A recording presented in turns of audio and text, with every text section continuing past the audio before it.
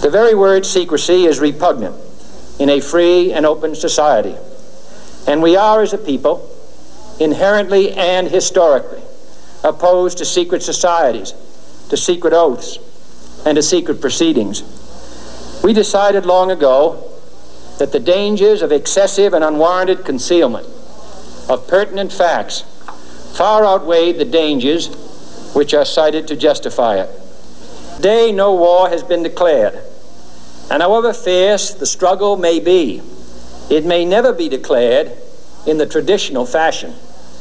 Our way of life is under attack.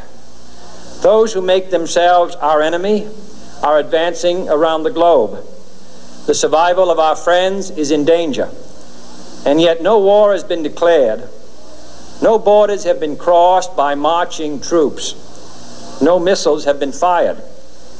If the press is awaiting a declaration of war before it imposes the self-discipline of combat conditions, then I can only say that no war ever posed a greater threat to our security. If you are awaiting a finding of clear and present danger, then I can only say that the danger has never been more clear, and its presence has never been more imminent. It requires a change in outlook, a change in tactics, a change in missions by the government, by the people, by every businessman or labor leader, and by every newspaper.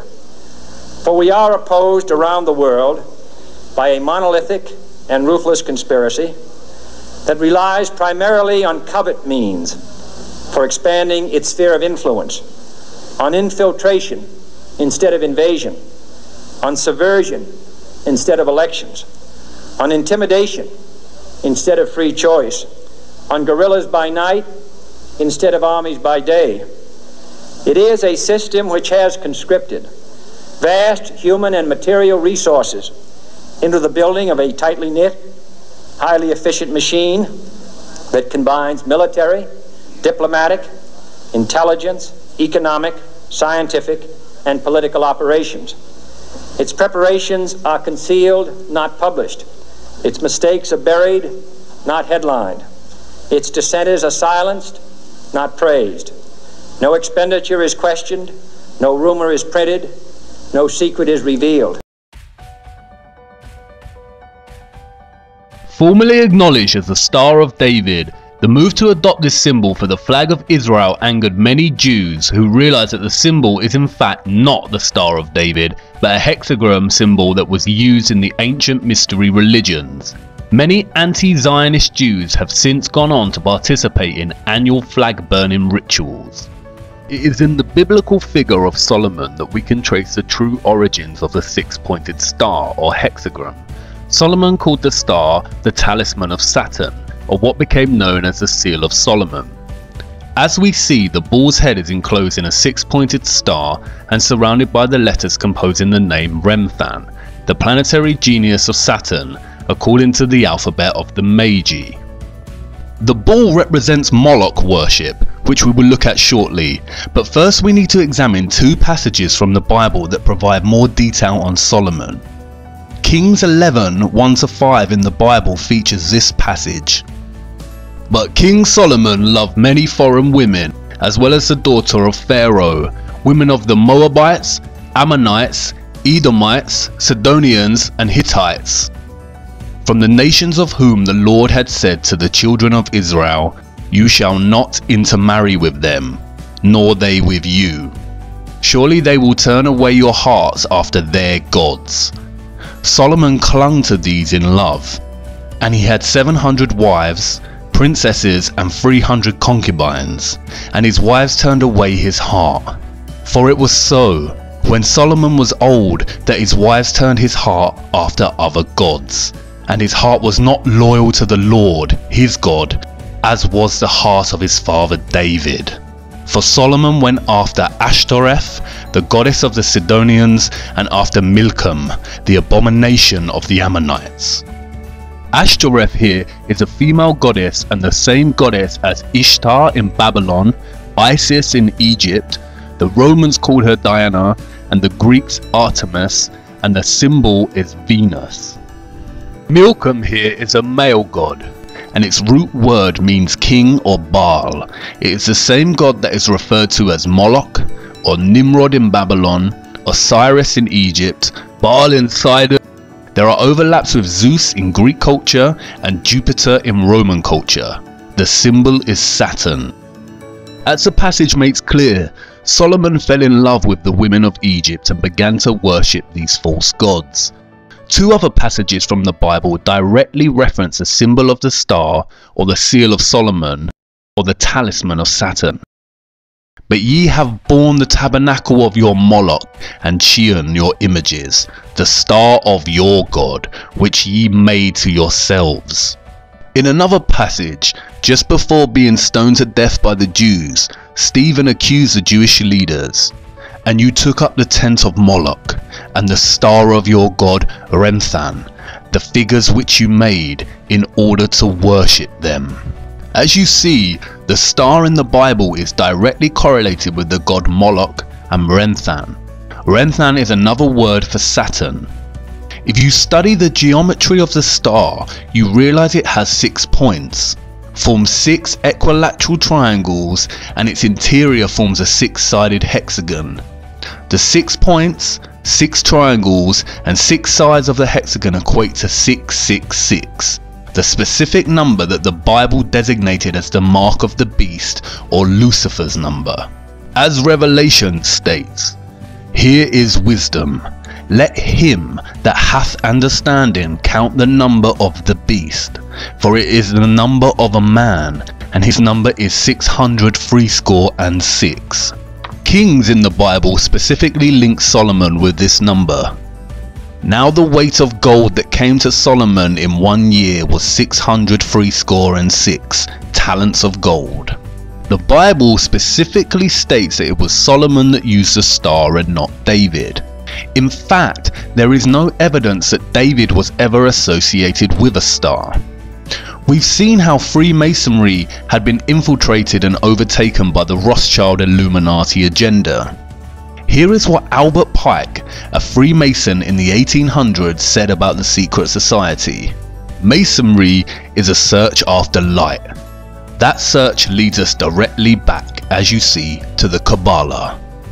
Kabbalah is the key of the occult sciences. The true philosophy, known and practiced by Solomon, is the basis on which Masonry is founded.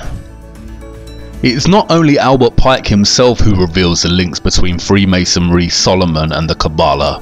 The symbolism of Freemasonry and the Illuminati all overlap with recurring themes of Saturn and the numerology of 666.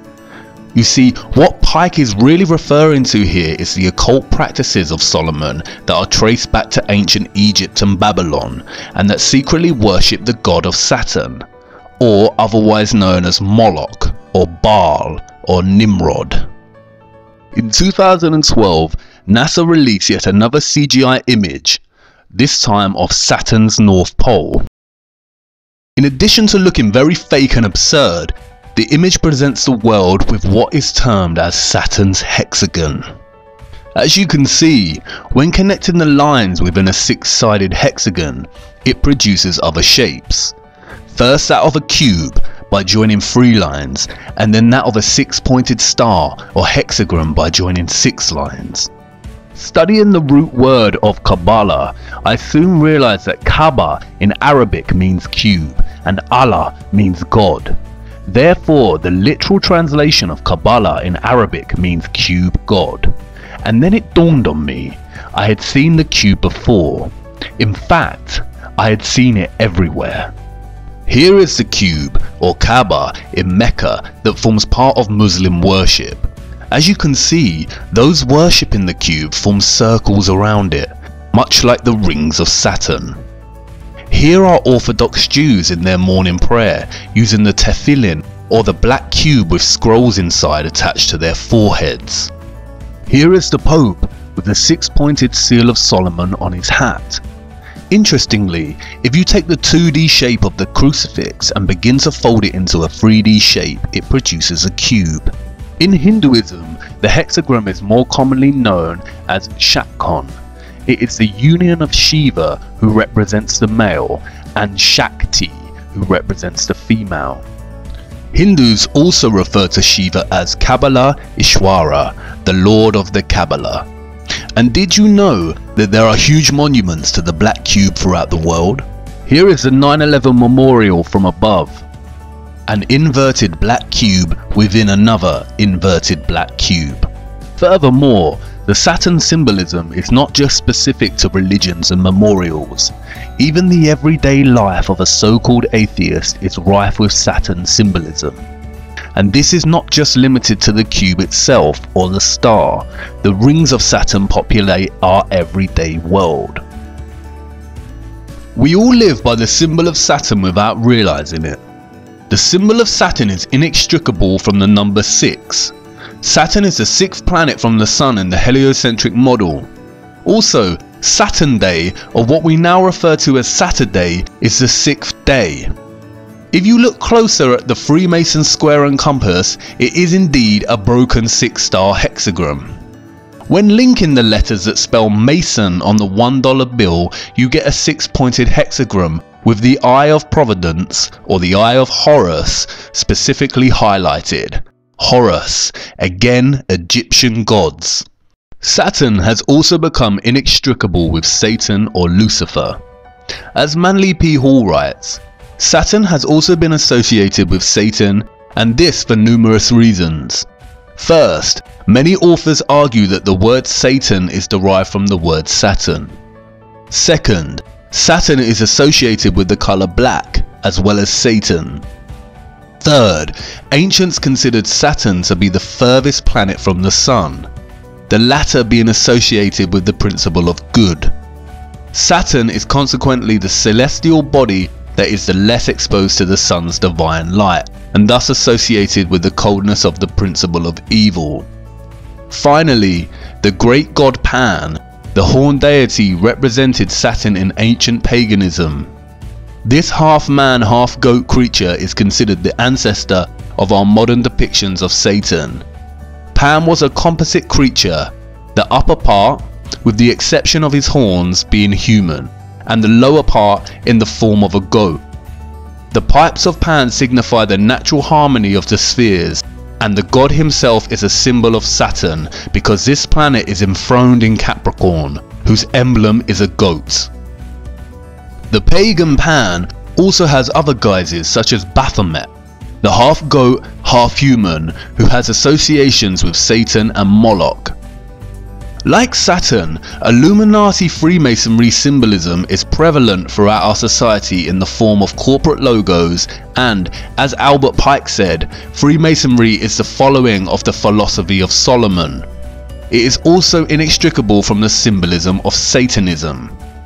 Here are some of the most recognized corporate logos we come across in our society today. Rebranding of old Masonic symbols and the emphasis on 666.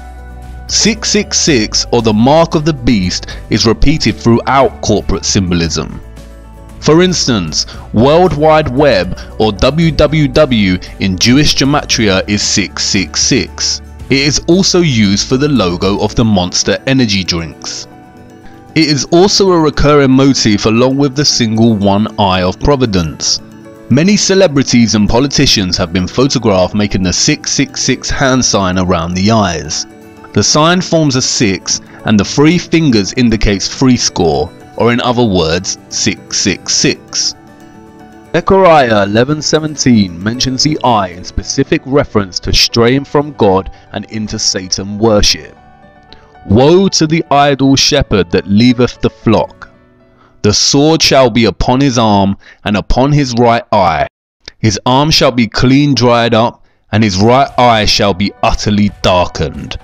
And as we see again, many celebrities and famous people covering one eye, a gesture paying homage to the Eye of Horus, the Eye of Providence, and the darkened right eye of Satan. We also see many make the Horn of Canuto hand sign representative of Satan.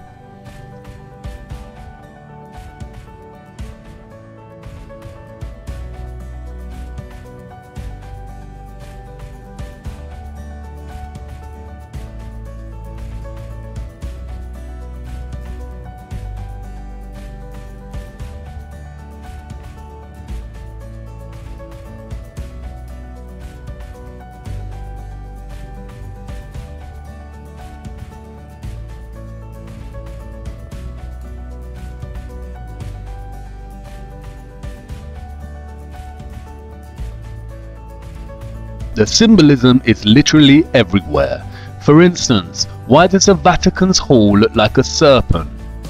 What are the dark serpent-like figures behind the throne? And why was the Vatican's telescope initially named Lucifer? I could go on and on about the abundance of satanic, Saturn symbols in our culture, from the prevalence of Egyptian monuments to secret gestures such as the vow of silence and the Masonic one hidden hand.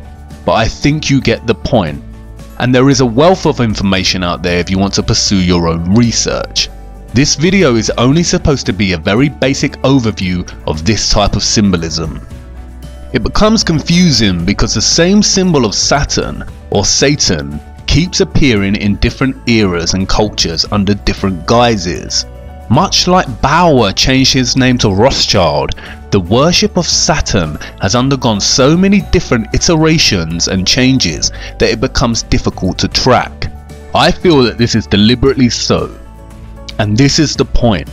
What the Rothschilds achieved with their centralized banking and Illuminati cabal establishment of controlled leaders in every industry, such as fossil fuels, health and education, is a highly disguised and masterly executed form of infiltration. They have controlled our access to knowledge from the beginning.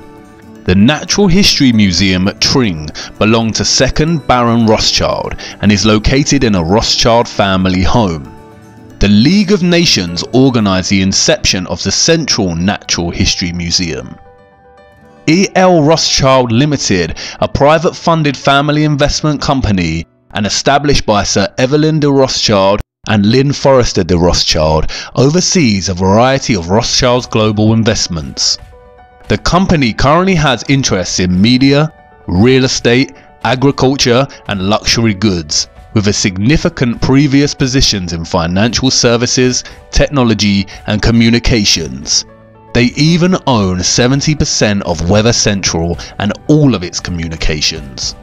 As of today, the Rothschilds own over 160 central banks and control the finances of the majority of nations on Earth. In the year 2000, there were only a few countries that did not have centrally established banks. Any nation that resists their desire to control is demonized through the media and is usually bombed under the pretense of war or terrorism. Is this starting to make sense yet? As we saw in the previous episode, all wars are deliberately choreographed, as are all politics. The opposing forces of the political left and right is all theatre to produce the illusion of choice. They are all players on the world stage whose autonomy and real governing power is limited by the elite powers such as the Rothschilds. It is the same with corporations, products and the media. The illusion of choice, when in fact they are all owned by the same top of the pyramid companies that are in the pockets of the Rothschild elite. You can discover this yourselves by just following the money. The primary aim of the Illuminati cabal is to establish Novus Ordo Seclorum, as stated on the $1 bill, and which means a new order of the ages, or a new world order. The agenda of this order is to establish a globalist one world government, with a world military, centralized banking, health, education and religion. Here we can see the former Israeli president Shimon Peres, a Rothschild puppet, meeting with the Pope to discuss uniting all religions under one world religion. And I can bet you that the one world religion would carry the symbol of Saturn. Again, I will not go into much depth about globalism and the New World Order agenda. There is a wealth of material on the internet if you are interested. The Rothschilds and the Rockefellers are just one of the many governing cabal elite families that run and rule our world. Doing justice to the complexity of this would require its own video series. My main objective is to give you a brief overview of the Rothschilds power complex and its grip on our world, and to show you the prevalence of satanic symbolism that stems from this power complex, as it is the key to understanding the lie behind the heliocentric model of the Earth, and why they would deliberately hide that our Earth is a flat, disc-like plane. Despite being studied and used by different Jewish sects today, the Kabbalah is not exclusively Jewish. It has ties that go beyond Judaism. Jewish mysticism originated with the apostate Israelites and ancient Egypt and Canaan during the time of the serpent religions of the Ammonites, the Canaanites and Egyptians, all of which trace back to Babylon. And, as I have shown you, this is evident in the symbolism. Does this mean that Orthodox Kabbalah Jews secretly worship Saturn or Satan? No. What the Rothschilds and their puppets have successfully achieved is a worldwide worship of Saturn or Satan in its various guises through deception and infiltration without the world knowing it. I am not suggesting that Jews in general worship Satan, especially in their study of the Kabbalah, nor am I suggesting that Muslims in their prayer to the Kaaba or Catholics visiting the Vatican are Satanists. I am showing you that without actually knowing it, we are all in some way giving our energy and worship to this satanic lineage without realizing it. Even if you're an atheist, the black cube and Saturn rings are so prevalent in your life you may wear clothing with the symbolism on without even realizing. It is now important to return to the Big Bang. As I mentioned in the previous episode, the Kabbalah Ein Sof provides us two conclusions: that either the Big Bang has proven the Kabbalah and its teachings, or that the Big Bang theory was stolen from the Kabbalah. But you see, perhaps there is an even more sinister conclusion behind this. Perhaps, just perhaps, modern Kabbalists, or more specifically the Illuminati Freemasonry satanic complex, have figured out a way to force their beliefs onto others by renaming their views as science. Perhaps atheism is not atheism at all, but a deceptive form of Satan-Saturn worship, which encourages people to forsake the idea of God and creation and adopt randomness, nihilism, or the idea of nothingness, and is achieved through none other than widespread institutional control and infiltration of the sciences via the Rothschilds, Rockefellers, and other puppets. And when met with any opposition is shame from the so-called scientific community. In a nutshell, atheism legitimized coincidence. What about all the central scientific figures supporting the heliocentric model and the theory of the Big Bang? Well, here is a photo of Zionist Albert Einstein dining with Lord Rothschild. Isaac Newton was a Freemason and had a keen interest in the occult. And all big NASA figureheads and astronauts are Freemasons and openly display this, as does Neil deGrasse Tyson.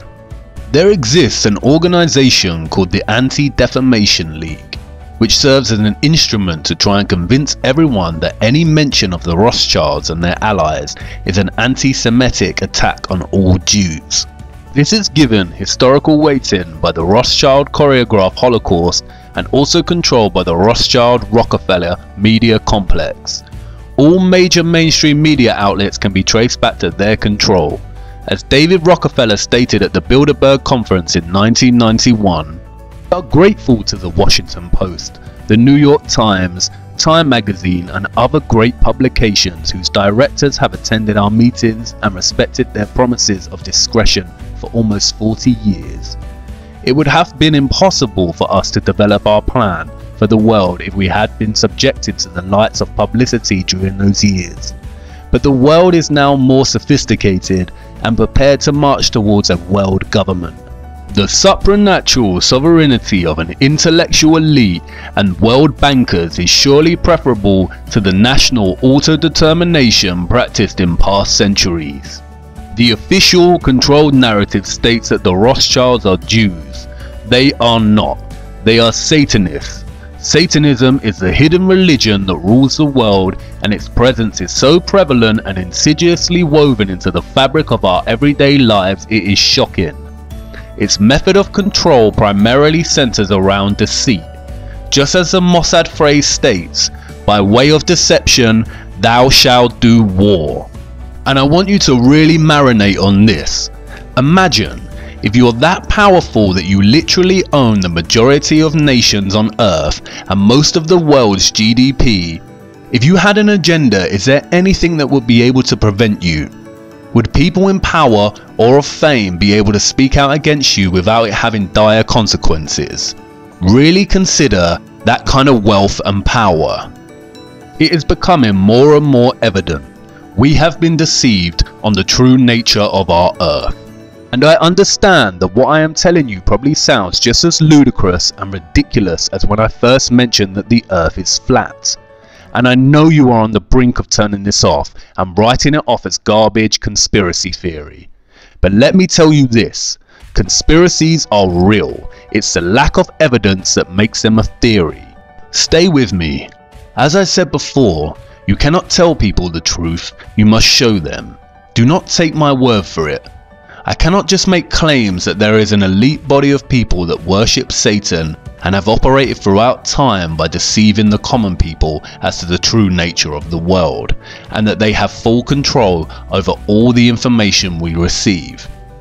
Prevalent Satan symbolism and the history of the Rothschilds is not enough proof or evidence. If Satanism is real, then I need to show you the true evil of such worship before I show you what they are covering up with NASA. Come with me now to part 7. We are nearly through this rabbit hole.